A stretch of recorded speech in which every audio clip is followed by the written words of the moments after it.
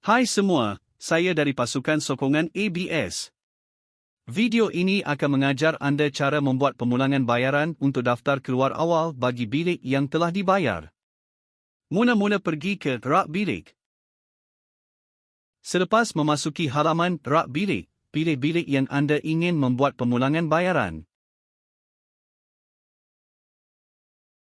Seperti yang anda lihat, tarikh daftar keluar masih belum tiba. Tetapi tetamu ingin daftar keluar lebih awal pada hari ini. Sekarang pergi ke pembayaran. Pilih jenis bayaran yang ingin dipulangkan.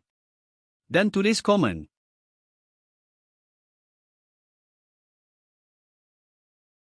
Selepas itu, masukkan jumlah dalam bentuk negatif. Kemudian tekan butang simpan.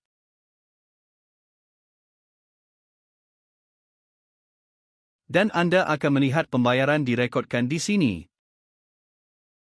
Kemudian tekan butang tutup dan pergi ke daftar keluar. Di sini, anda boleh melihat semua pembayaran dan jumlah akhir. Kemudian tekan butang daftar keluar untuk melaksanakan proses keluar.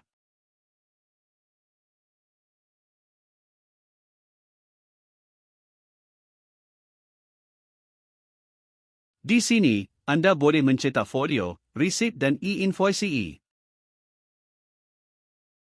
Selepas mencetak, tekan butang selesai. Dan anda akan melihat bilik itu telah berjaya didaftar keluar. Terima kasih dan harap video ini membantu anda memahami cara membuat pemulangan bayaran untuk daftar keluar awal bagi bilik yang telah dibayar.